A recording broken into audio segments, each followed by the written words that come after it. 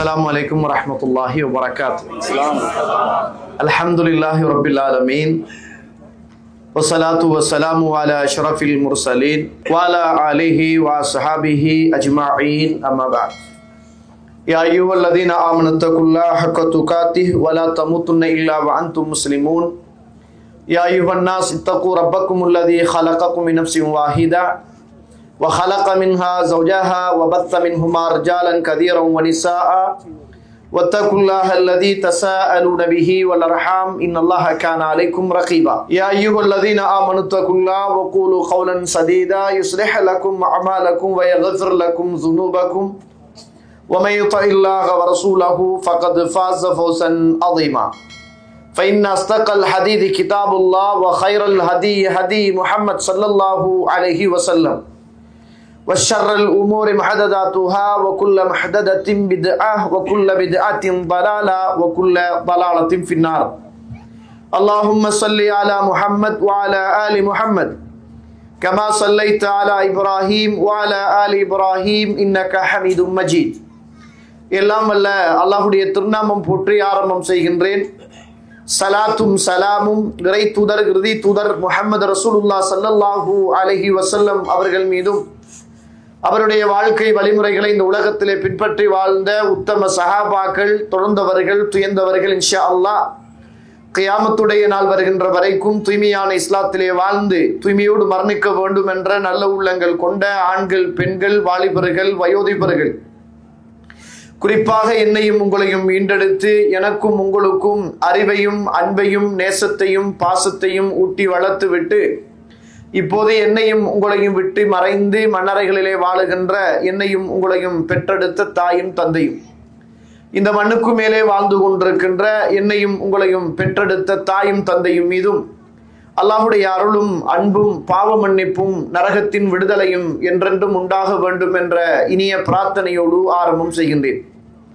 கண்ணியத்துக்கும் பெருமதிப்புக்கும் உரிய இஸ்லாமிய சகோதர சகோதரிகளே, அல்லாஹ்வுடைய நல்லடியார்களே, அல்லாஹ்வுடைய அருளால் இந்த புனிதமான மாதத்தை அடைந்து பாவங்கள் எல்லாம் மன்னிக்கப்படுகிற ஒரு உயர்ந்த இபாதத்தை செய்துவிட்டு அல்லாஹுவையும் அல்லாஹ்வுடைய தூதரையும் பற்றி தொடராக ஒவ்வொரு தலைப்புகளிலே எனக்கும் உங்களுக்குமாக ஞாபகமூட்டி நானும் நீங்களும் இந்த இடத்திலே அமர்ந்து வருகிறோம். அந்த தொடரில் இன்று முன்மாதிரி ஆட்சியாளர்கள் என்று சொல்லுகிற ஒரு தலைப்பு எனக்கு வழங்கப்பட்டிருக்கிறது. இந்த தலைப்போ பெரியதொரு தலைப்பு, நேரமோ ஒரு குறுகிய நேரம். இருந்தாலும் முடியுமான வரைக்கும் ஒரு சில விஷயங்களை மாத்திரம்தான் தொட்டு செல்லலாம் என்று நான் நினைக்கிறேன். உண்மையில் இது ஒரு மிக முக்கியமான ஒரு தலைப்பும் கூட. இப்போது நம்முடைய இலங்கை, இந்தியா நாடுகளை பொறுத்த மட்டில் எங்கெங்கெல்லாம் முஸ்லிம்கள் சிரமங்களோடும் கஷ்டங்களோடும் சிறுபான்மை சமூகமாக இருந்து அவர்களுடைய ஆட்சிகளும் அதிகாரங்களும் அவர்களுக்கு வழங்கப்பட்ட உரிமைகளும் பறிக்கப்படுகிற இந்த காலகட்டத்தில் இஸ்லாம் இந்த உலகத்தில் தோன்றியது முதல் இந்த இஸ்லாம் எவ்வளவு தூரம் ஆட்சி அதிகாரம் என்று வருகிற போது எல்லா மனிதர்களையும் எல்லா இனங்களையும் அனுசரித்து இந்த உலகத்தில் வாழ்ந்திருக்கிறது என்பதை வரலாறு காணாத அளவுக்கு ஒரு வரலாற்றை படைத்த ஒரு மார்க்கம் தான் இஸ்லாமிய மார்க்கம்.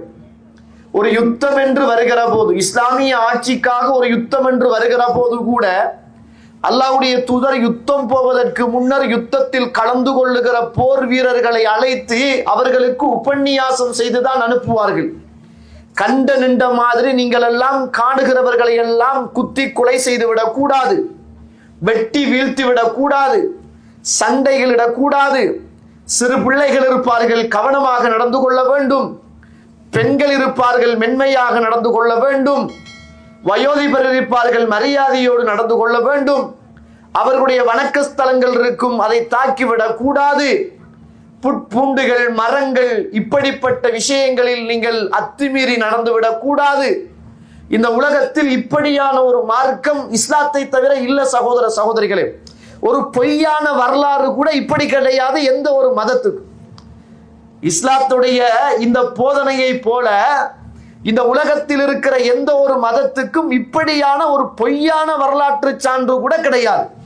அப்படி என்றால் இஸ்லாம் எவ்வளவு சிறப்பானது என்று பாருங்கள்.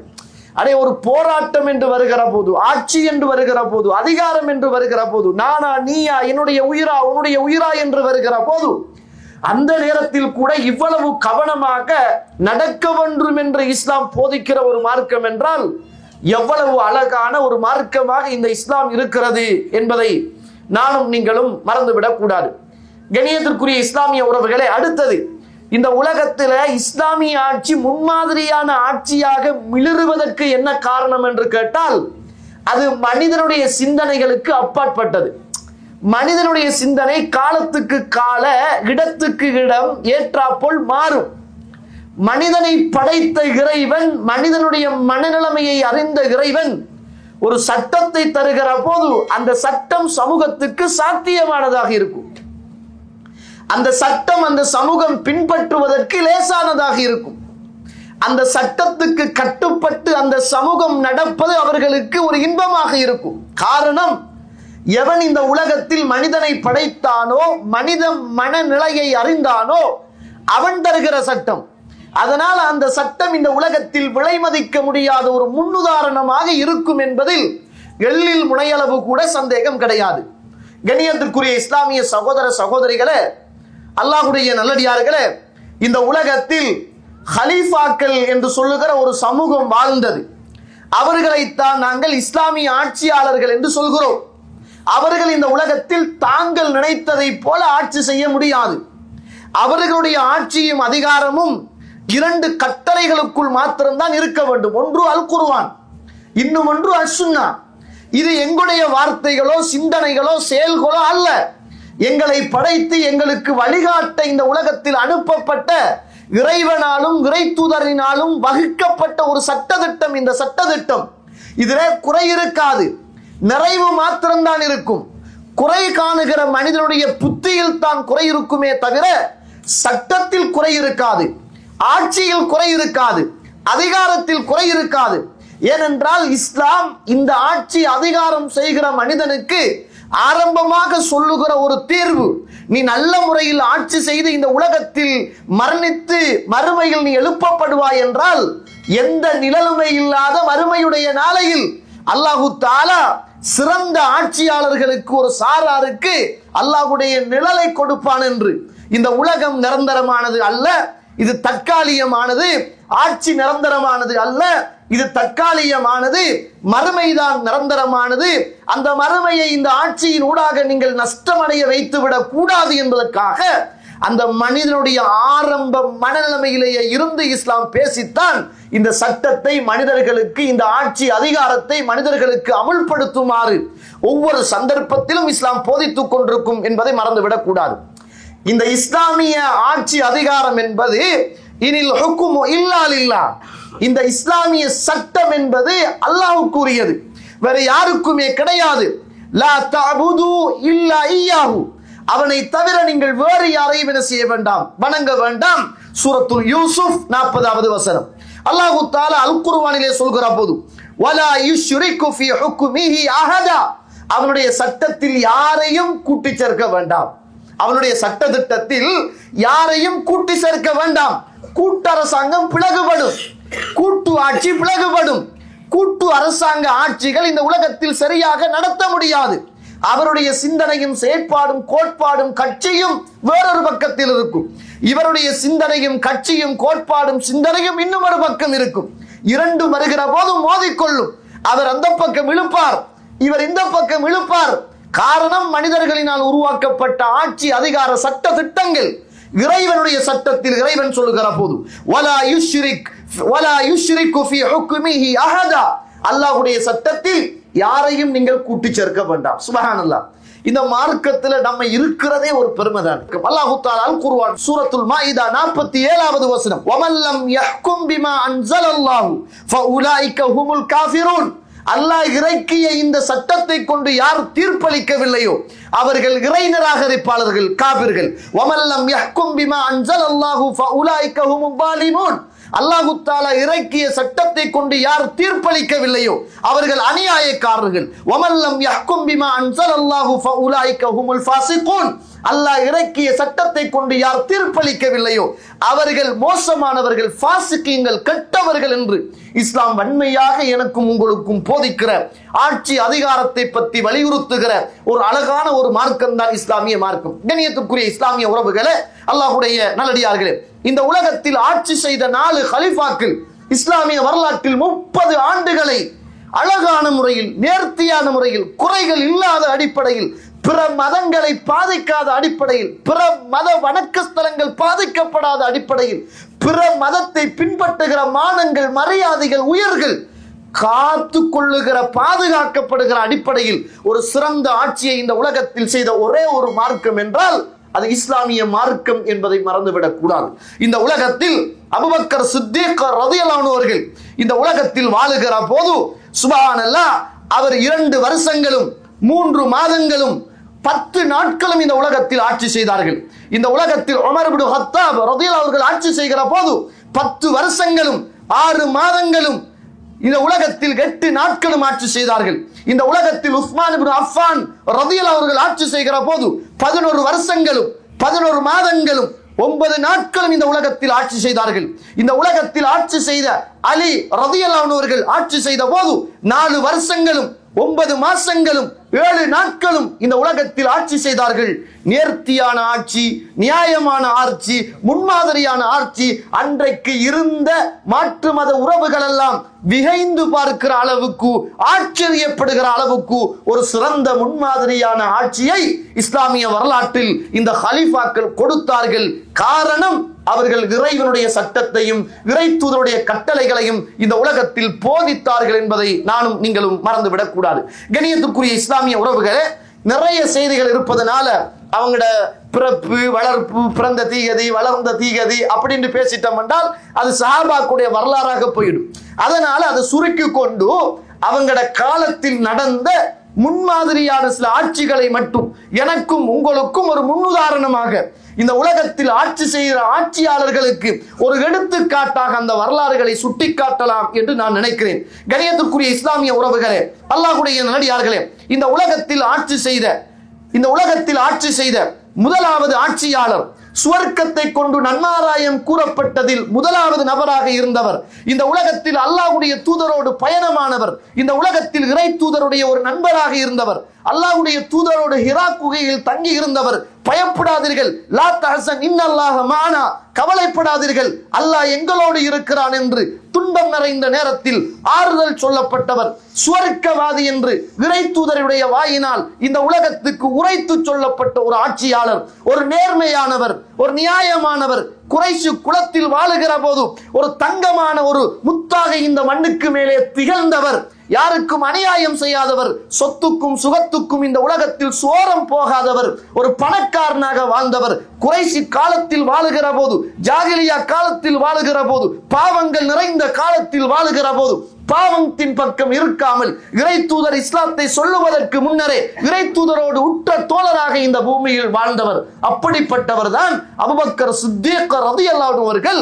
முதலாவது இந்த உலகத்தில் இஸ்லாத்தை ஏற்றுக்கொண்டவரும் அவர்தான் என்பதை நானும் நீங்களும் வரலாறுகளில் படித்துக் கொள்ள முடிகிறது. கண்ணியத்திற்குரிய இஸ்லாமிய உறவுகளே, அல்லாஹ்வுடைய நல்லடியார்களே, அல்லாஹ்வுடைய தூதர் இந்த உலகத்தில் மரணிக்கிறார்கள். அல்லாஹ்வுடைய தூதருடைய மரணம் ஒரு சோகமானது என்ற தலைப்பு போடப்பட்டிருக்கிறது. அதுக்கு பிறகு இது வந்திருந்தா இன்னும் கொஞ்சம் நல்லா இருந்திருக்கும். இன்ஷா அல்லாஹ் அந்த தலைப்பு வேறாக பேசப்படும். அல்லாஹ்வுடைய தூதருடைய மரணம் இந்த உலகத்தில் நிகழ்கிறது. நிகழ்ந்ததன் பிற்பாடு முதலாவது கலீஃபாவாக யாரை தெரிவு செய்வது என்று சொல்லுகிற அந்த ஒரு நிகழ்வு சஹாபிய சமூகத்திலே உருவாகிறது. காரணம், இறை தூதர் மக்காவை சார்ந்தவர், மதீனாவிலே வந்தவர், மதீனாவில் வாழ்ந்தவர், மதீனாவில் மௌத்தாகி விட்டார்கள், மதீனாவில் அடக்கம் செய்யப்பட வேண்டும் என்பது இறை தூதருடைய கட்டளை. அதற்கு ஏற்ப மதீனாவிலே அடக்கம் செய்யப்பட வேண்டும். இறை தூதருடைய ஜனாசா இருக்கிறது. அடுத்த கலீஃபா யார் என்ற பிரச்சனை உருவாகிறது. சுப்ஹானல்லாஹ், குர்ஆனை கொண்டும் சுன்னாவை கொண்டும் இறைவனுடைய சட்டத்தை கொண்டும் அந்த சமூகம் கட்டுப்பட ஆரம்பிக்கிறது. அல்லாஹ்வுடைய தூதர் ஸல்லல்லாஹு அலைஹி வஸல்லம் அவர்கள் இந்த உலகத்தில் மரணித்த போது சஅத் இப்னு உபாதா ரலியல்லாஹு அன்ஹுடைய வீட்டிலே அன்சாரிகள் எல்லாம் ஒன்று சேர்ந்து ஒரு முடிவு செய்கிறார்கள். மின்னா அமீருன் வ மின்கும் அமீர், எங்களில் இருந்து ஒரு ஆட்சியாளர் வரட்டும், அந்த முஹாஜிரின்களில் இருந்து ஒரு ஆட்சியாளர் வரட்டும். அல்லாஹ்வுடைய தூதர் மௌத்தாகிட்டார்கள். முஹாஜிரின்களுடைய ஊருக்கு வந்தவர்கள், அன்சாரிகள் ஊரில் பிறந்து வளர்ந்து வாழ்ந்து கொண்டிருக்கிறவர்கள். அதனால் அல்லாஹ்வுடைய தூதருடைய மரணத்தின் பின்னர் மின்னா அமீருன் வமின்கும் அமீர், உங்களில் இருந்து ஒரு ஆட்சியாளரை தெரிவு செய்யுங்கள், எங்களில் இருந்து நாங்கள் ஒரு ஆட்சியாளரை தெரிவு செய்கிறோம் என்று அந்த சஹாபிய சமூகம் அன்சாரிகளாக முஹாஜிரின்களாக இந்த ஆட்சியுடைய இடத்துக்கு போராடி கொண்டிருக்கிற பேசிக் கொண்டிருக்கிற நேரத்தில் ஃபதஹப இலைஹிம் அபூபக்கர் வ உமர் இப்னு கத்தாப் வ அபூ உபைதா இப்னு அல் ஜர்ராஹ், இந்த மூன்று பேரும் அந்த இடத்துக்கு போகிறார்கள். அந்த இடத்துக்கு அன்சாரிகள் ஒன்று சேர்ந்து பேசிக் கொண்டிருக்கிற இடத்துக்கு போகிறார்கள். அந்த நேரத்திலே சுப்ஹானல்லாஹ் மூன்று பேரும் போய் அந்த இடத்தில் உமர் அவர்கள் பேச ஆரம்பிக்கிறார்கள். அபூபக்கர் அவர்கள் நீங்கள் பேச வேண்டாம், அமைதியாக இருங்கள் என்றார்கள். ஒரு பக்கம் ஜனாசா இருக்கிறது, அல்லாஹ்வுடைய தூதருடைய மரணம் ஒரு சோகமாக இருக்கிறது. மறுபக்கம் அன்சாரிகள் எல்லாம் ஒன்று சேர்ந்து எங்களுக்கு ஒரு தலைவர் வேண்டும் என்று பேச ஆரம்பிக்கிறார்கள். அவர்களுக்கு தலைவர் வேண்டும் என்றால் அவர்கள் ஒரு தலைவரை தெரிவு செய்யட்டும் என்று பேச ஆரம்பிக்கிறார்கள். குர்ஆனோடும் சுன்னாவோடும் ஏகத்துவத்தோடும் இஸ்லாமிய சட்ட திட்டங்களோடும் இந்த உலகத்தில் வாழ்ந்த சமூகம் இரண்டாக பிளவுபட போகிறது. அபூபக்கர் ஓடி போகிறார், அன்சாரிகளை தேடி ஓடி போகிறார். உமர் அவர்கள் ஓடி போகிறார்கள், அன்சாரிகளை தேடி. அபூ உபைதா அல் ஜர்ராஹ் ரலியல்லாஹு அவர்கள் ஓடி போகிறார்கள், அன்சாரிகளை தேடி. அந்த நேரத்திலே அன்சாரிகள் தெளிவாக சொன்னார்கள், மின்னா அமீருன் வ மின்கும் அமீர், எங்களில் இருந்து ஒரு அமீரை தெரிவு செய்கிறோம், உங்களில் இருந்து நீங்கள் ஒரு அமீரை தெரிவு செய்யுங்கள் என்னாங்க. எழும்பினார்கள் அபூபக்கர் சித்தீக் ரலியல்லாஹு அன்ஹு அவர்கள், பேசினார்கள். அந்த இடத்தில் அல் குர்ஆனையும் சுன்னாவையும் அல்லாஹ்வுடைய கட்டளைகளையும் சட்டத்தையும் ஆட்சியையும் அதிகாரத்தையும் இந்த உலகத்தின் நீதியையும் நியாயத்தையும் இறை தூதர் எதை இந்த சமூகத்துக்கு விட்டு விட்டு போனார் என்று சொல்லுகிறார். இரத்தன சுருக்கமான ஒரு சின்ன ஒரு முத்தான உரையை அந்த இடத்திலே கொத்தாக வைத்தார்கள். சுப்ஹானல்லாஹ், அத்துணை சஹாபாக்களும் அந்த இடத்தில் மாற்று கருத்துக்கு இடமில்லாமல் ஒரு சில சஹாபாக்களை தவிர அந்த இடத்திலே மௌனமாகி போனார்கள்.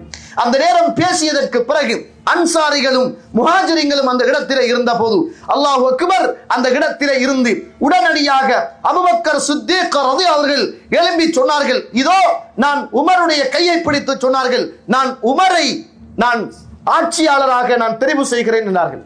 உமர் அவர்கள் சொன்னாங்க, நான் இதற்கு தகுதியான மனிதன் அல்ல, நீங்கள் தான் அல்லாஹ்வுடைய தூதரோடு இருந்தீர்கள், மிக நேசத்துக்குரிய மனிதராக இருந்தீர்கள், உங்களை நாங்கள் கலீஃபாவாக ஏற்றுக்கொள்கிறோம் என்று அந்த இடத்திலே அபூபக்கர் சித்தீக் ரலியல்லாஹு அன்ஹு அவர்கள் கலீஃபாவாக இஸ்லாமிய வரலாற்றில் அல்லாஹ்வுடைய தூதருக்கு பின்னர் முதலாவது ஆட்சியாளராக இந்த பூமியில் ஒரு முன்னுதாரண புருஷராக இந்த மண்ணுக்கு மேலே திகழ ஆரம்பிக்கிறார்கள். இதுதான் இதனுடைய சுருக்க வரலாறு. இது பெரிய ஹதீதுகளை கொண்டது, வரலாறுகளை கொண்டது. ஆனா சுருக்கமான வரலாறு, இஸ்லாத்துல முதலாவது ஹலீஃபா இறை தூதருக்கு முன்னால் இந்த உலகத்தில் உருவாக்கப்பட்ட விதம் இந்த விதம் தான் என்பதை நானும் நீங்களும் மறந்துவிடக் கூடாது. கண்ணியத்துக்குரிய இஸ்லாமிய உறவுகளே, இப்போது இந்த பூமியில் ஆட்சி பொறுப்பை ஏற்றுக்கொண்ட அபூபக்கர் சித்தீக் ரலியல்லாஹு அன்ஹு அவர்கள் அத்துணை சமூகத்தையும் அழைக்கிறார்கள். சமூகத்துக்கு முன்னிலையில் ஒரு முத்தான ஒரு ஹுத்பாவை அந்த சமூகத்துக்கு நிகழ்த்த போகிறார்கள். இதுதான் இந்த பூமியில் பொன் எழுத்துக்களால் ஒவ்வொரு ஆட்சியாளர்களும் தன்னுடைய கல்வியிலும் தான் இருக்கிற சியாருக்கு மேலாலும் முத்தான எழுத்துக்களால் பதிவு செய்யப்பட வேண்டிய ஒரு முத்தான வார்த்தைகள். சகோதர சகோதரிகளே, சுப்ஹானல்லாஹ், அந்த நேரம் அபூபக்கர் சித்தீக் அவர்கள் அல்லாஹ்வை புகழ்ந்தார்கள். சொல்லிவிட்டு சொன்னார்கள், அம்மா பாத், இதற்கு பிறகு ஐயுஹன் நாஸ், மனித சமூகமே, இப்படி ஒரு ஆட்சியாளர், முன்மாதிரியான ஒரு ஆட்சி இந்த பூமியில் யாராலும் செய்ய முடியாது. ஒரு சிறந்த மனிதர் பேச ஆரம்பிக்கிறார், ஒரு சுவர்க்கவாதி பேச ஆரம்பிக்கிறார். அஷரத்துல் முபஷ்ஷரா என்று சொல்லுகிற 10 பேர்களை கொண்டு நன்மாராயம் கூறப்பட்ட முதலாவது நபர் பேச ஆரம்பிக்கிறார். எல்லா சந்தர்ப்பத்திலும் ஈமானில் முந்திக் கொண்ட அந்த அபூபக்கர் சித்தீக் ரலியல்லாஹு அவர்கள் பேச ஆரம்பிக்கிறார்கள். அந்த நேரத்தில் சொன்னார்கள், ஃபைன்னி கத் உல்லிது அலைக்கும் வலஸ்து பிகைரிக்கும், நான் இப்போது பொறுப்பு சுமத்தப்பட்டுள்ளேன். இந்த உலகம் அவதானித்துக் கொள்ளட்டும், ஆட்சியாளர்கள் புரிந்து கொள்ளட்டும், அற்ப ஆசைகளுக்காக இந்த உலகத்தையும் ஆட்சியையும் அதிகாரத்தையும் சமூகத்தையும் கூறு போடுகிற அந்த மக்கள் புரிந்து கொள்ளட்டும். சொன்னார்கள், ஃபைன்னி கத் உல்லிது அலைக்கும் வலஸ்து பிகைரிக்கும், இதோ எனக்கு பொறுப்பு சாட்டப்பட்டுள்ளது, ஹலீஃபாவாக நான் தெரிவு செய்யப்பட்டிருக்கிறேன், ஆனால் உங்களை விட நான் சிறந்தவன் கிடையாது என்றார்கள். சுப்ஹானல்லாஹ். உங்களை விடவும் நான் சிறந்தவன் கிடையாது, உங்களை போன்று நான் சாதாரண மனிதன் என்றார். எந்த ஒரு ஆட்சியாளனாக சொல்ல முடியும்? எந்த ஒரு மனிதனால் இந்த வார்த்தையை பேச முடியும்? சுப்ஹானல்லாஹ். சாதாரண மனிதரா அவர்? சாதாரண ஈமானுக்கு சொந்தக்காரர் அவர்? சாதாரண தியாகியா அவர்? அவர் செய்த தியாகத்துக்கு இந்த பூமியில் யாருதான் ஈடாக முடியும்? அப்படிப்பட்ட உயர்ந்த மாமனிதர், இதோ ஆட்சி அதிகாரம் எனக்கு சுமத்தப்பட்டிருக்கிறது, நான் உங்களை போன்ற ஒரு மனிதர், சாதாரண மனிதர், உங்களை விடவும் ஒரு சிறந்த மனிதன் கிடையாது. நான் நேர்த்தியாக நல்ல முறையில் உங்களுக்கு ஆட்சி செய்தால் எனக்கு நீங்கள் உதவி செய்யுங்கள். சுப்ஹானல்லாஹ். நான் நல்ல முறையில் நேர்த்தியாக ஆட்சி செய்தால் எனக்கு நீங்கள் உதவி செய்யுங்கள். நான் பிழை செய்தால், ஆட்சி அதிகாரத்தில் நான் கோட்டை விட்டால் என்னை நீங்கள் நிவர்த்தி விடுவீங்கள். எந்த ஒரு ஆட்சியாளனால சொல்ல கேள்வி கேட்க இயலுமா? அரசியலுக்கு வார வரைக்கும் தான் தலைய போடுறான், துண்ட போடுறான், சால்வையை போடுறான், குனிகிறான், கும்புறான், அண்ணான்றான், வாப்பான்றான், சாச்சப்பான்றான், எல்லாம் சொல்றான். ஆட்சி வார வரைக்கும் தான். வந்ததுக்கு பிறகு யாருங்கன்னு கேட்கிறான். சுப்ஹானல்லாஹ். சொன்ன வார்த்தையை பாருங்க. நான் நேர்த்தி இல்லாமல் ஏதாவது பிழை செய்து விட்டால் என்னை நீங்கள் திருத்துங்கள். அஸ்ஸிதுகு அமானா. நம்பிக்கை என்பது, உண்மை என்பது ஒரு அமானத், அமானத்தாகும். ஆட்சியாளரும் உண்மையாளராக இருக்கணும், மக்களும் உண்மையாளராக இருக்கணும். அது ஒரு அமானிதம். வல் கதிபு கியானா. ஆட்சியாளரும் பொய் சொல்லக்கூடாது, அது ஒரு மோசடி. மக்களும் பொய் சொல்லக்கூடாது, அதுவும் ஒரு மோசடி. சொல்லிட்டு சொன்னாங்க, உங்களில் இப்போது பலவீனமாக இருக்கிற மனிதர்கள் என்னுடைய ஆட்சி காலத்தில் பலமானவர்களாக மாறுவார்கள். இப்போது பலவீனமாக இருக்கிற மக்கள் என்னுடைய ஆட்சி காலத்தில் பலவீனவர்களாக ஆகுவார்கள்.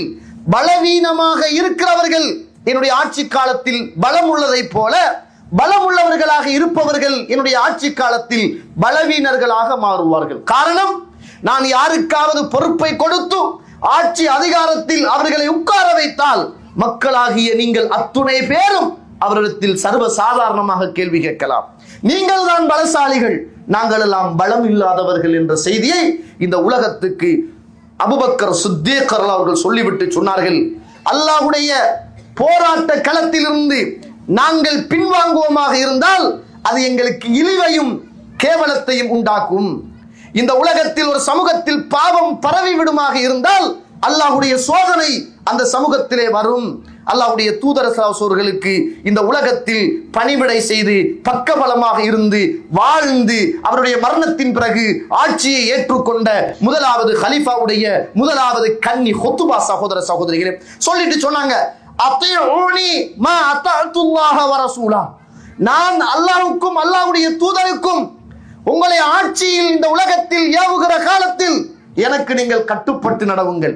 ஃபைன் அஸைத்துல்லாஹ வ ரசூலா.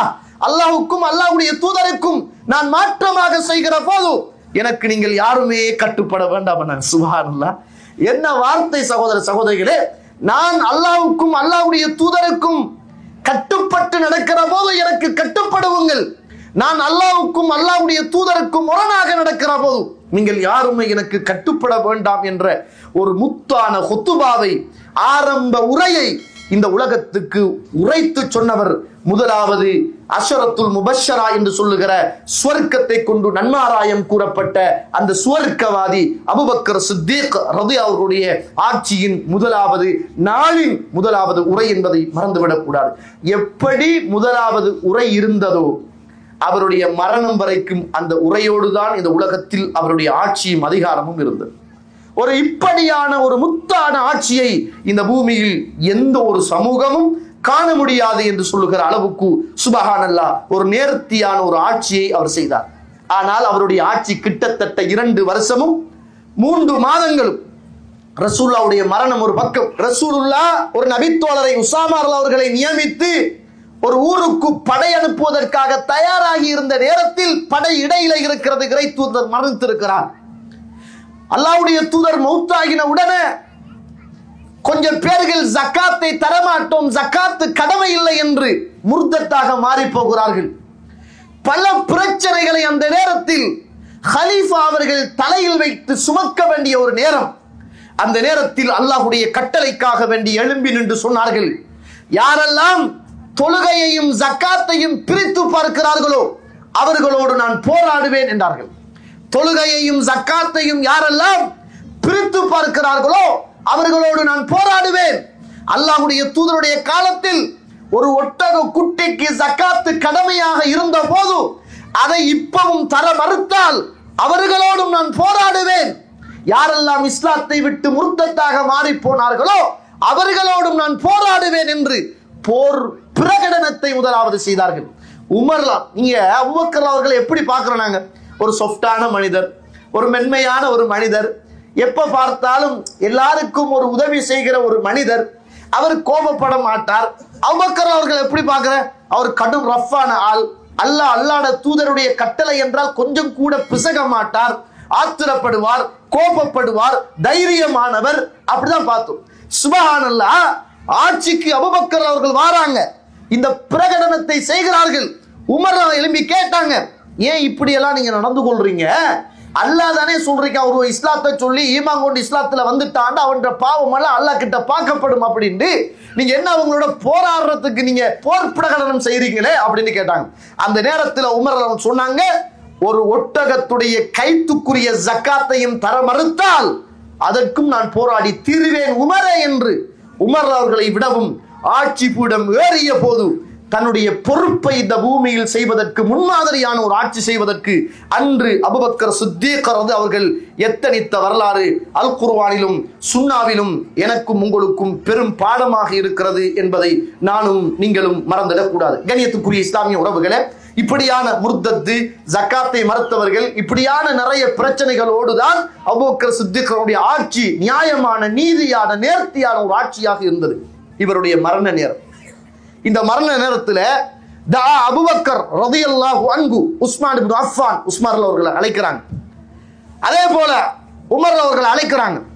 அழைச்சிட்டு சொல்றாங்க, இதோ நான் சொல்லுவதை எழுதி கொள்ளுங்கள். மரண தருணம், மரண நேரம், இதோ நான் சொல்லுவதை எழுதி கொள்ளுங்கள். பிஸ்மில்லாஹிர் ரஹ்மானிர் ரஹீம் எழுதுறாங்க. எழுதிட்டு சொல்றாங்க, சும்ம இன்னி இஸ்தக்லஃப்து அலைக்கும் பஅதி Umar ibn Khattab. Umar ibn Khattab எனக்கு பிறகு இந்த மண்ணுக்கு மேலே ஒரு சிறந்த ஆட்சியாளராக நான் உமர் இப்னு கத்தாபை விட்டு விட்டு போகிறேன். அவருக்கு நீங்கள் கட்டுப்படுவுங்கள், அவர் சொல்லுவதை கேட்டுக்கொள்ளுங்கள் என்று சொல்லிவிட்டுத்தான் இந்த உலகத்திலே இருந்து இன்னும் ஒரு சிறந்த ஆட்சியாளரை உருவாக்கி விட்டுத்தான் இந்த அபூபக்கர் அவர்கள் உலகத்தை விட்டு மரணித்து போனார்கள். அவருக்கும் பிள்ளைகள் இருந்துச்சு. ஆனா அவருடைய குடும்பம் 4 பரம்பரையாக இஸ்லாத்திலே உள்ள ஒரு குடும்பம். மத்தாக்கெல்லாம் இஸ்லாத்தில இடையில வந்தவங்க. முதலாவது இஸ்லாத்தை ஏற்றார், வாப்பா இஸ்லாத்தை ஏற்றார், உறவுக்காரர்கள் இஸ்லாத்தை ஏற்றார்கள், பிள்ளைகள் இஸ்லாத்தை ஏற்றாங்க, உம்மா இஸ்லாத்தை, எல்லாருமே இஸ்லாத்துல இருந்த ஒரு 4 பரம்பரைக்கு சொந்தமாக இருந்த, இஸ்லாத்துக்கு சொந்தமாக இருந்த உயர்ந்த குடும்பம் யாரையும் தன்னுடைய குடும்பத்துக்கு சிபாரிசு செய்யல.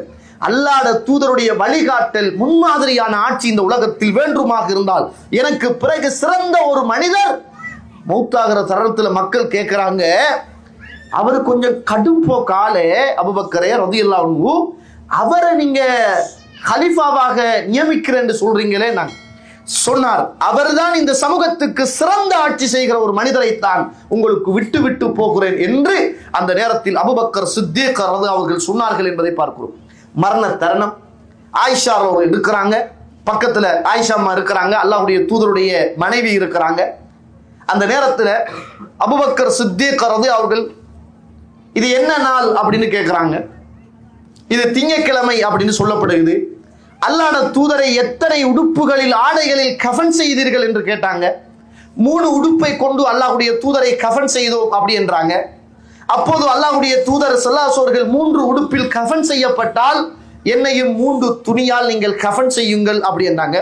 இன்றைக்கு தான் நம்மட ஊர்ல கஃன் செய்கிற தொப்பி, பெனியன், கீழாடை, மேலாடை, என்னென்ன எல்லாம் வைக்கணுமோ அவ்வளவு உடுப்பையும் போட்டு தான் என்ன செய்யுது ஒரு ஜனாசாவை பொம்பளை மையத்தினா கேட்க தேவையில்லை. நீ அவருக்கு சல்வாரு, சட்டை, அபாயா, அது இதெல்லாம் செஞ்சுதான் என்ன செய்யுது இஸ்லாத்துல அப்படி அல்ல, ஆணுக்கும் பெண்ணுக்கும் ஒரே கஃன் தான், 3 துணிகளால சுத்தணும், அவ்வளவுதான் இஸ்லாத்துடைய கடமை. கஃன் என்பது அல்லாஹ்வுடைய தூதருக்கு 3 துணிகளால் சுத்தப்பட்டுச்சு. அபூபக்கர் சித்திக் மரண தருணத்துல கேட்கிறாங்க, ரசூலுல்லாஹ்வுக்கு எத்தனை துணிகளை கொண்டு கஃன் செய்தீர்கள்? ஆயிஷா அம்மா சொல்றாங்க, அல்லாஹ்வுடைய தூதருக்கு 3 துணிகளை கொண்டு கஃன் செய்தோம். அப்படி என்றால் என்னையும் நீங்கள் 3 கஃன் துணிகளை கொண்டு கஃன் செய்யுங்கள், இதோ இருக்கிற இந்த 2 துணிகளையும் சேர்த்து கஃன் செய்யுங்கள். அந்த நேரத்தில் நான் சொன்னாங்க, இது பழைய துணியாச்சியே அப்படின்னு. அப்பதான் மௌத்துடைய தருணத்துல சொன்னாங்க, ஃபஇன்னல் ஹய்ய அஹ்வஜு இலா ஜதீதின் மினல் மய்யித். எதுக்கு மௌத்தாகிற மனுஷனுக்கு செத்து போன உடம்புக்கு எதுக்கு புதிய துணி? உசுரோட உள்ள மனுஷனுக்கு தான் புதிய துணி என்று சொல்லிவிட்டு என்ன செய்தார்கள்? மரணித்து போனார்கள் என்பதை நாங்கள் பார்க்கிறோம். அப்ப மரண தருணத்திலேயே ஒரு சிறந்த ஆட்சியாளரையும் இந்த உலகத்தில் தான் ஹலீஃபாவாக ஆன போது ஒரு சிறந்த ஒரு உபன்யாசத்தையும் அந்த சமூகத்துக்கு எத்தி வைத்துத்தான் அதை உரையாற்றித்தான் அந்த ஆட்சி பொறுப்பை என்ன செய்தார்? எடுத்தார் என்பதை நாங்கள் பார்க்கிறோம். கண்ணியத்துக்குரிய இஸ்லாமிய உறவுகளை, இரண்டாவதாக அபூபக்கர் அவர்களுடைய மரணத்தின் பிறகு அடுத்த ஹலீஃபா உமர் ரலியல்லாஹு அன்ஹு. அல்லாஹ்வுடைய தூதர் இந்த உலகத்தில் பிரார்த்தனை செய்து இஸ்லாத்துக்குள் வந்த மனிதர் உமர் ரலியல்லாஹு அன்ஹு. சஹாபாக்கள் சொல்றாங்க, நாங்கள் காபத்துல்லாவில் உமருடைய இஸ்லாத்தின் வருகைக்கு பிற்பாடுதான் மன திருப்தியோடும் நிம்மதியோடும் நாங்கள் தொழக்கூடிய மனிதர்களாக இருந்தோம். என்ன அவ்வளவு வீரமான மனிதர். அல்லாஹ்வுடைய தூதரை இந்த உலகத்தில் கொல்லுவதற்காக வேண்டியே திரிந்தவர். அல்லாஹ் தஆலா அவருக்கு என்ன செய்தார்? ஹிதாயத்தை கொடுத்தார். அல்லாஹ்வுடைய தூதரை பாதுகாப்பதற்காக திரிந்தவர் அவருடைய பெரிய அப்பா அபூ தாலிப். அல்லாஹ் தஆலா அவருக்கு இந்த ஹிதாயத்தை கொடுக்கவில்லை. கொல்லுவதற்காக தெரிந்த மனிதருக்கு அல்லாஹ் இஸ்லாத்தை கொடுக்கிறான். கொல்லப்பட்டு விடக்கூடாது, பாதுகாத்து விட வேண்டும் என்று இந்த உலகத்தில் துடியாய் துடித்த அவருடைய பெரியப்பா அபூ தாலிபுக்கு அல்லாஹ் தஆலா கொடுக்காம விட்டுறான். அது அல்லாஹ்வுடைய நாட்டம். நமக்கெல்லாம் அல்லாஹ் தஆலா அந்த பாக்கியத்தை தந்திருக்கிறான் என்றால் அல்லாஹும்ம லக்கல் ஹம்து வ லக்க ஷுக்ர். அல்லாஹ்வுக்கு நாம் நிறைய நன்றி கடன் செய்ய வேண்டிய தேவை இருக்கிறது என்பதை நானும் நீங்களும் மறந்துடக்கூடாது. இன்னல்லாஹ ஜஅல் ஹக்க அலா லிசானி உமர் வ கல்பிஹி. உமர் இந்த உலகத்தில் அவருடைய உள்ளத்தாலும் நாவாலும் அல்லாஹ் ரப்புல் ஆலமீன் உண்மையை சத்தியத்தை வெளியாக்கினான் என்று சிறப்பித்து சொல்லப்பட்ட அளவுக்கு இந்த உலகத்தில் உயர்ந்த மனிதராக இருந்தான். சொன்னாங்களே, நான் அல்லாஹ் பேசுகிற 3 விஷயத்துக்கு ஒத்து போனேன். அவங்க சொல்லல எனக்கு அல்லாஹ் 3 விஷயத்துக்கு ஒத்து போனான்னு சொல்லல.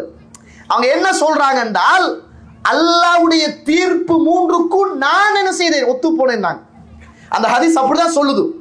அல்லாஹ் என்ன தீர்ப்பை நாடினானோ அந்த தீர்ப்புக்கு என்னுடைய சிந்தனையும் ஒத்து போச்சு. 3 தீர்ப்புகள் இந்த உலகத்தில் என்ன செஞ்சாங்க? அல்லாஹ்வுடைய தூதரோட பேசினாங்க. மகாம் இப்ராஹிம், ரசூலுல்லாஹி ஸல்லல்லாஹு அலைஹி மனைவிமார்களை திரைக்கு பின்னாலே இருந்து பேச சொல்ற அந்த விஷயம். அதே போல முனாஃபிக்களுடைய தலைவன் மௌத்தாகின போது அவருக்கு தொழுகை நடத்தக்கூடாது என்று சொல்லுகிற இப்படியான செய்திகளை என்ன செய்றாங்க? உமருடைய ஆட்சி காலம் இது. உமருடைய வரலாறு அல்ல, ஆட்சி. இந்த ஆட்சி காலத்துல ஹவுலா பின்த் ஹக்கீம் என்று சொல்லுகிற ஒரு வயது போன ஒரு மூதாட்டி அப்படியே ரோட்டால வார, வயசு போன ஒரு பெண் வார. உமர் அவர்கள் சரியான தைரியமானவர், சரியான கோபக்காரர் இருந்தார். நீதி தவறக்கூடாது, அவ்வளவு நூலுக்கு பார்க்கிற ஒரு மனிதர். இப்ப உமர் அவங்க வாராங்க, அவருக்கு பக்கத்தால 2-3 நபர்கள் அப்படியே வாராங்க. ஆட்சியாளரை பல ஏரியாவை பிடிச்சு இந்த பூமியில் ஆட்சி செய்யற 90க்கும் மேற்பட்ட பிரதேசங்களை தன்னுடைய ஆட்சிக்கு கீழே வைத்திருந்தவர் உமர் ரலியல்லாஹு அன்ஹு. இந்த நேரத்தில் ஒரு பெண் இப்படியே பார்த்து, உமர் இங்க வா அப்படின்னு கூப்பிட்டாங்க. ஹலீஃபாவை பார்த்து இங்க வா அப்படின்னு கூப்பிடுறாங்க. உமர் பார்த்து வந்தவங்களை எல்லாம் விட்டுட்டு ஒரே ஓட்டம்.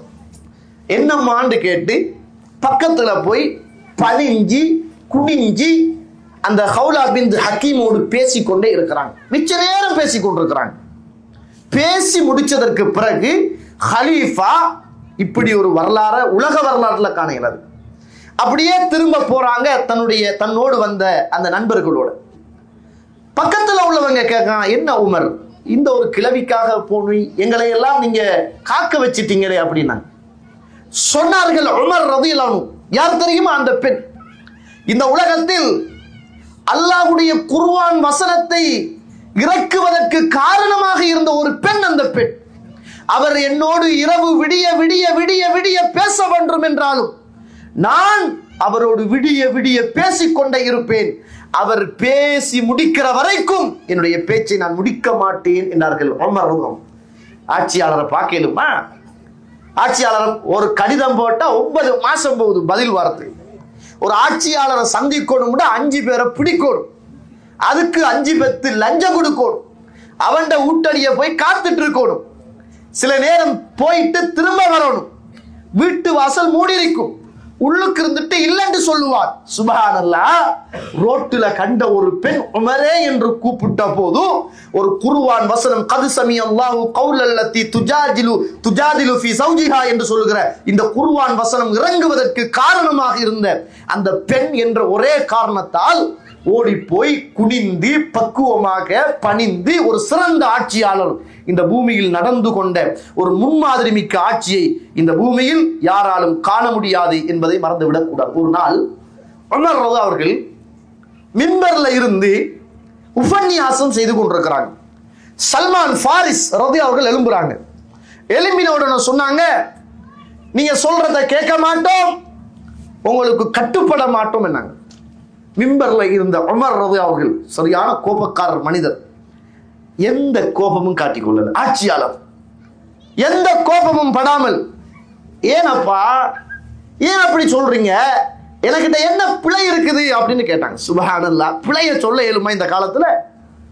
அப்போது சொன்னார் சல்மான் ஃபாரிஸ் ரலியல்லாஹு அவர்கள், இல்லை, இதோ கிடைத்த கனிமத்துடைய பொருட்களில் உள்ள ஆடைகள் ஒன்றொன்றாகத்தான் எங்களுக்கு எல்லாருக்கும் பங்கு வைத்தீங்க. உமரே, மிம்பர்ல இருந்து எப்படி நீங்க மட்டும் 2 ஆடையை போட்டுக் கொண்டிருப்பீர்கள்? உங்களை நாங்க நீதியானலா பார்க்கல, உங்கள்ட்ட நியாயம் இல்ல, நாங்க அதனால உங்களோட பேச்சை கேட்க மாட்டோம், கட்டுப்பட மாட்டோம் அப்படின்னாங்க.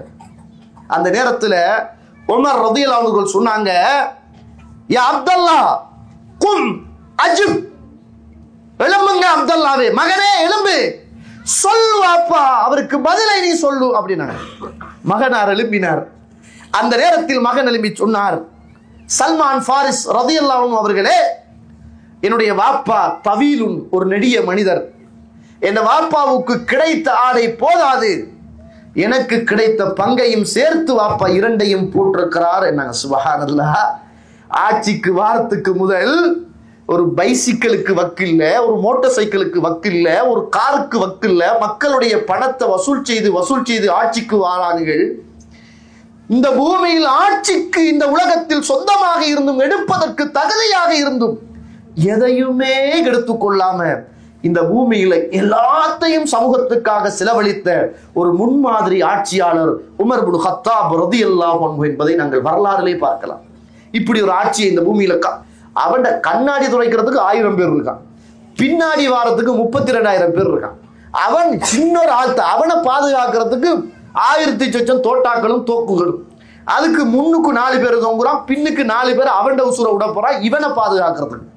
நான் கேட்கிறேன், இப்படிப்பட்ட இந்த உலக ஆட்சி மோகம் தலை தூங்கி இருக்கிற காலத்துல இஸ்லாம் என்றால் இருள் என்று நினைத்த மக்களுக்குள் வெளிச்சம்தான் இஸ்லாம் என்பதை உணர்த்தி பல மக்கள் வெறுத்திருந்த போதும் ஆட்சி என்றால் இப்படித்தான் என்ற ஒரு சிறந்த முன்மாதிரியான ஆட்சியை இஸ்லாமிய சமூகத்தால் மாத்திரம்தான் இந்த உலகத்துக்கு முன்னுதாரணமாக எடுத்து செல்ல முடிந்தது என்பதை நான் நீங்களும் பார்க்கிறோம். அந்த நேரத்தில் சல்மான் ஃபாரிஸ் சொன்னாங்க, ரைட், இப்ப நாங்க உங்களோட சொல்ல கேட்கிறோம், கட்டுப்படுகிறோம் அப்படின்னா.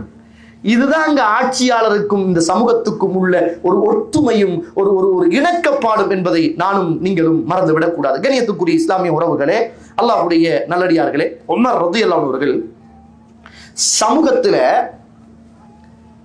எல்லா விஷயத்திலையும் அக்கறை செலுத்துவார்.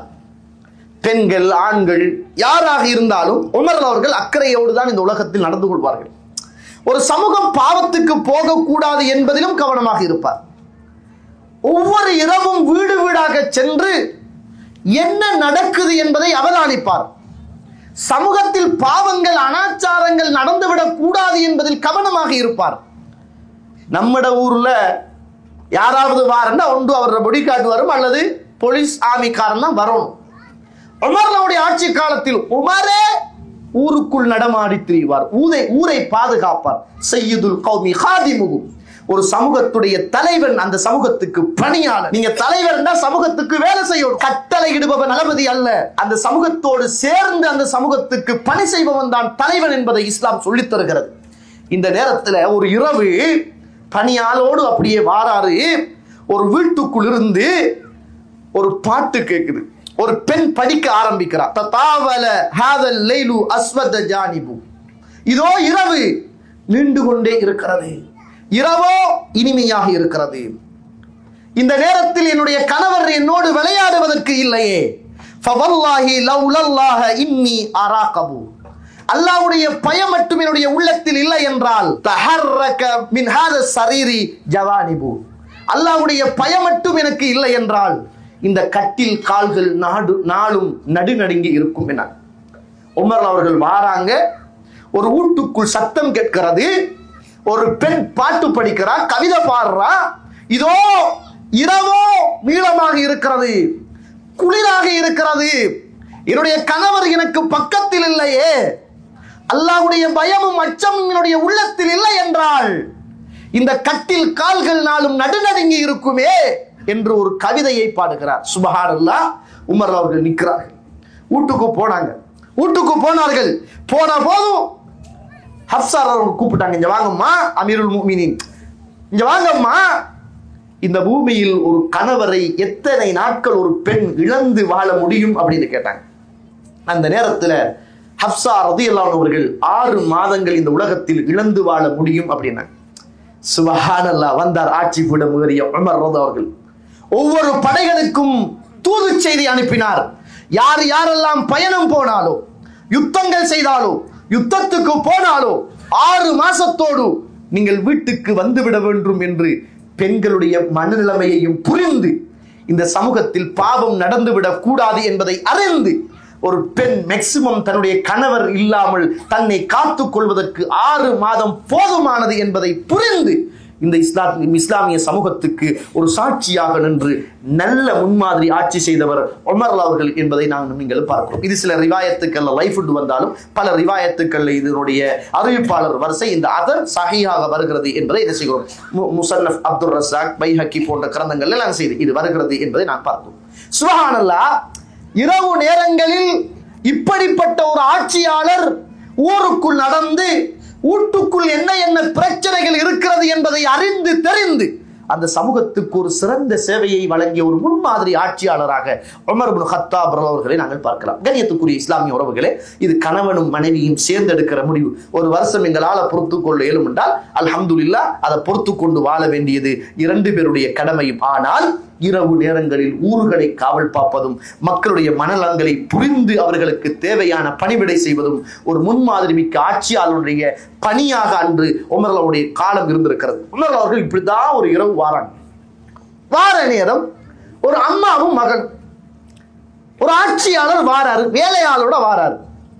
ஒரு அம்மாவும் மகளும். அம்மா சொல்றாங்கம்மா அந்த பாலுக்குள்ள தண்ணியை கலந்துடு அப்படின்னாங்க. இந்த நேரத்துல மகள் சொல்றாங்க எனக்கு எல்லாம் தண்ணி கலக்க, உமர் வந்து கண்டுட்டாருண்டா பிரச்சனை ஆயிடுமே அப்படின்னாங்க. அம்மா சொல்றா எங்க இருக்கிறாரு இப்ப உமர், கேட்டுக்கிட்டா இருக்கிறாரு, பார்த்துக்கிட்டா இருக்கிறாரு, தண்ணியை கலந்துடு, அப்ப பால் அதிகரிக்கும், விலை போகும், லாபம் கிடைக்கும், அளவை நிறுவ கூடும் அப்படின்னாங்க. அந்த மகள் சொல்றா மா உமர் தான் நம்மளை பார்க்காவிட்டாலும் என்னையும் உங்களையும் உமரையும் படைத்த அல்லாஹ் பார்த்து கொண்டிருக்கிறானே என்ற செய்தியை மகள் சொன்ன போது சுப்ஹானல்லாஹ், உமர் இப்னு கத்தாப் ஒரு சிறந்த ஆட்சியாளர் அந்த இடத்துல நின்று போறார். வீட்டுக்கு போறார். வீட்டுக்கு போய் மகன் ஆசிமை கூப்பிடுறார். இஸ்லாமிய வரலாற்றில் இப்படி ஒரு ஹலீஃபாவுடைய மகனுக்கு நடந்த திருமணத்தை உலக வரலாற்றில் காண முடியாது. ஒரு ஆட்சியாளர் வீட்டுக்கு போறார், மகன் ஆசிமை கூப்பிடுறார்.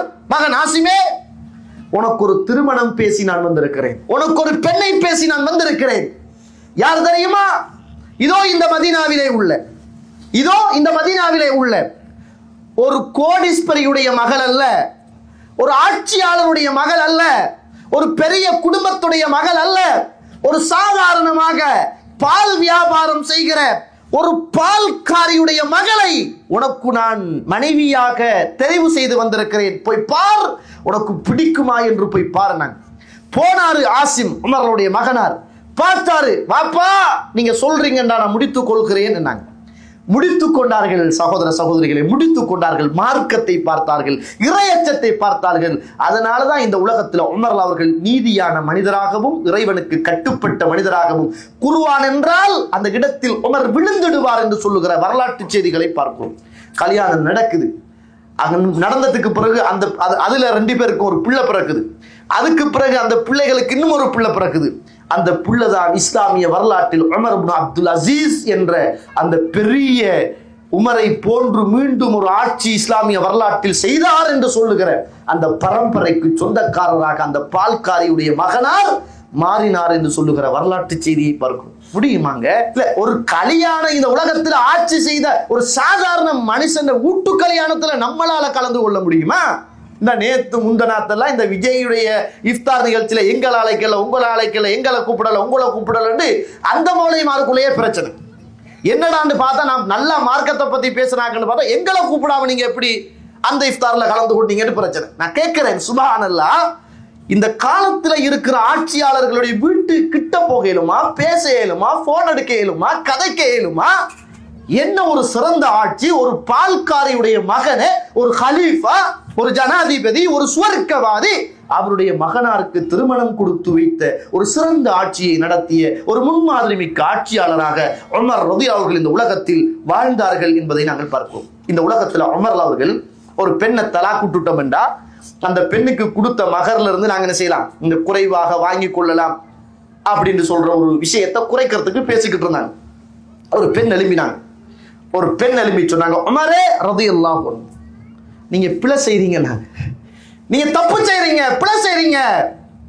அல்லாஹ் தஆலா அல் குர்ஆன் சூரத்துன் நிசா 20வது வசனத்தில் வஆதைத்தும் இஹதாஹுன்ன கிந்தாரன், அவர்களுக்கு நீங்கள் தங்க குமியலை கொடுத்த போதும் திரும்ப கேட்க வேண்டாம்னு சொல்றான்.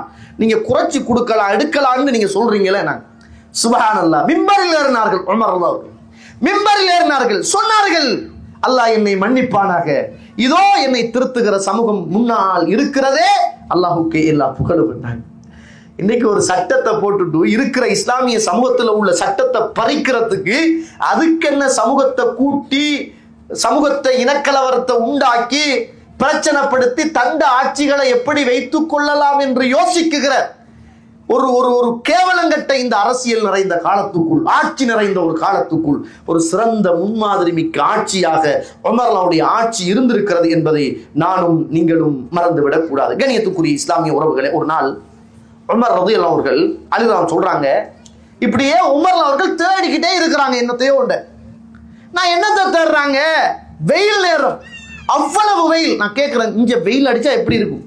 இப்ப கட்டிட நிறைந்த காலத்திலேயே வெயில தாங்க முடியல, குளிர் அடிச்சாலே தாங்க முடியல. இன்னும் கொஞ்சம் பேரு அந்த கூதல் டிஷர்ட்டை கலட்டல, கூதலா இருக்குன்ற சூடு அவ்வளவு நேரம். அந்த நேரத்தில் அலிராம் வாராங்க, உமர் தேடுறாங்க. என்ன தேடுறீங்க அப்படின்னு கேட்டாங்க. இல்ல, தர்மத்துக்கு வந்த ஒரு ஒட்டக குட்டியை காணவில்லை, அதை தேடுகிறேன் என்னாங்க. ஒரு ஒட்டக குட்டிய அவர் அங்க தேடுறாரு. தர்மத்துக்கு வந்துச்சு, சதக்காவா வந்துச்சு, காணலையே, பைத்துல் மாலுடைய சொத்து காணலையே. நாங்க இதுக்கா இவ்வளவு தூரம் தேடுறீங்கன்னு கேட்டாங்க.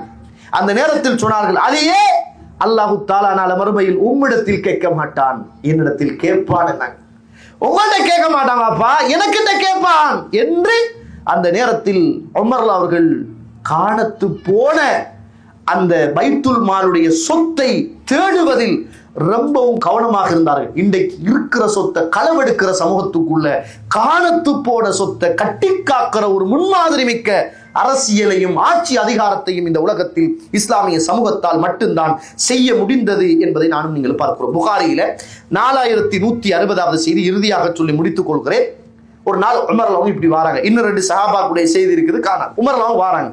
ஒரு பெண், எப்படிப்பட்ட பெண்? இம்ரா ஷாபா, ஒரு வாலிப பெண் வந்து ஃபலஹிகத் உமர், உமர சட்டை எப்படி இழுக்கிறாங்க, இழுத்து சொல்றாங்க, உமரே நான் யார் தெரியுமா? ஹலக்க சௌஜி, என்ற மாப்பிள்ளை மூத்து, வத்தரக்க சிபியத்தன் சிகாரன், என்ற மாப்பிள்ளை சின்ன பிள்ளைகளை விட்டுட்டு போயிட்டாரு. வல்லாஹி மா யும்திஜூன குரான் வலஹும் ஜர்உன், எங்களுக்கு பால் குடிக்கிறதுக்கு எந்த ஒரு ஒட்டகமோ விவசாயம் செய்யறதுக்கு காணியோ பூமியோ எதுவுமே கிடையாது. பயமா இருக்குது, கால்நடைகள் வந்து என்ற பிள்ளைகளை திண்டுடுமோ, ஓநாய்கள் வந்து திண்டுடுமோ என்று பயமாக இருக்கிறது.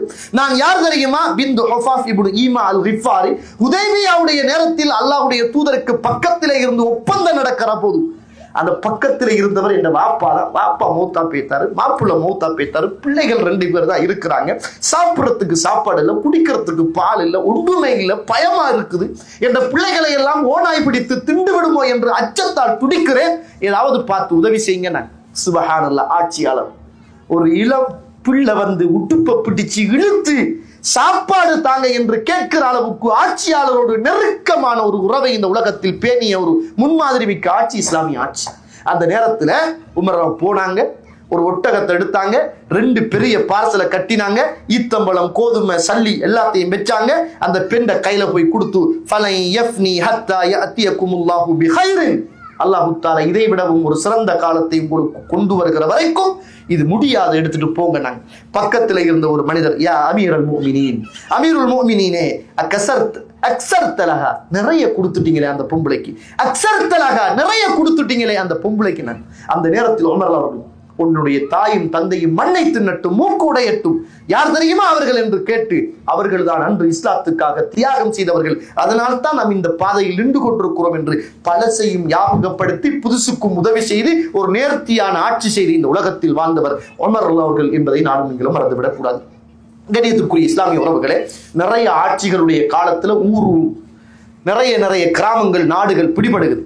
அப்படிப்பட்ட நேரத்தில எல்லாம் அடிக்கடி ஒரு துவா கேட்பார். புகாரியில 1890வது ஹதீஸ், அல்லாஹும்ம ர்சுக்னி ஷஹாதத்தன் ஃபீ சபீலி, யா அல்லாஹ் எனக்கு நீ உன்னுடைய பாதையில் ஷஹாதத்துடைய மரணத்தை எனக்கு தா. நம்ம ரசூலுல்லாஹ் சொல்றாங்க, யார் ஒருவர் ஷஹாதத்தை ஈமானோடு உறுதியோடு கேட்கிறாரோ அவருக்கு அல்லாஹ் தஆலா ஷஹாதத்தை கொடுப்பான். நமக்கு இந்த ஹதீஸ் முன்னாடி தெரியும், பயத்துல கேட்கிறது, கஷ்டப்பட்டு மௌத்தாகணுமே, யாராவது குத்தி மௌத்தா போய்த்தா ஷஹாதத் ஆயிடும் பயத்துல கேட்கிறது. உமர் அவங்க கேட்டாங்க, அல்லாஹும்ம ர்சுக்னி ஷஹாதத்தன் ஃபீ சபீலிக், உன்னுடைய பாதையில ஷஹாதத்துடைய மௌத்தை எனக்கு தா. வஜ்அல் மௌத்தி ஃபீ பலதி ரசூலில்லாஹி ரசூலிக ஸல்லல்லாஹு அலைஹி வஸல்லம், உன்னுடைய தூதர் முஹம்மதுன் ரசூல் ஸல்லல்லாஹு அலைஹி வஸல்லம் அவருடைய மண்ணில் என்னுடைய மௌத்தை நீ ஆக்கிடன.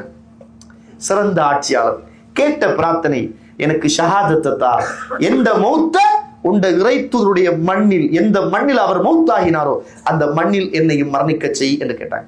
சுப்ஹானல்லாஹ், பலஸ்தீனம் வெற்றி கொள்ளப்படுகிறது, அங்க போறாரு, ஆட்சி எடுக்கிறாரு. ஆட்சி எடுக்கிற நேரம் அபூ உபைதா ஜர்ராஹ் ஓடி வராங்க, வந்து சொல்றாங்க, என்ன இப்படி வாரீங்க, மாறி தானே போனாங்க, ஒரு ஆள் கீழையும் ஒரு ஆள் மேலையும் வேலையால் நடந்துகிட்டு போனாங்க. அந்த நேரத்துல என்ன இப்படி வாரீங்க, ஒட்டு போட்ட ஆடையோட இருக்கிறீங்களே, 40க்கும் 20க்கும் மேற்பட்ட ஒட்டு போட்ட ஆடைகளோடு அன்று உமர் இந்த சமூகத்திலே உலா வந்த ஒரு உன்னத ஆட்சியாளர். சுப்ஹானல்லாஹ், எனக்கெல்லாம் என்ன கண்ணியம் இருக்கிறது, இஸ்லாம் தானே எனக்கு கண்ணியத்தை தந்தது அப்படின்னாங்க. அவ்வளவு சிறந்த ஒரு மாவீரர். அல்லாஹ் கிட்ட கேட்ட துவாவெல்லாம், எனக்கு ஷஹாதத்தை தா, அல்லாஹ்வுடைய தூதருடைய மண்ணில் என்னை மௌத்தாக்கிடு. சுப்ஹானல்லாஹ், மதீனா மண்ணிலே நின்று தொழுவித்துக் கொண்டிருக்கிற போதுதான் அபு லுஅலு அல் மஜூசி என்று சொல்லுகிற ஒரு யூத சிறுவனினால் பல பக்கங்களில் கூரான ஆயுதங்களால் பல குத்துக்கள் குத்தப்பட்டு அந்த இடத்தில் ஷஹீதாக்கப்பட்டார் உமர் ரலியல்லாஹு அன்ஹு என்பதை நாங்கள் பார்க்கிறோம். அவருடைய மரணம் விசாலமானது, நீண்டது. அவருடைய மரண செய்தி நிறைய பேருக்கு தெரியும். அந்த இடத்துல பல நாட்களுக்கு பிறகு உமர் அவர்கள் மரணித்து போனார்கள்.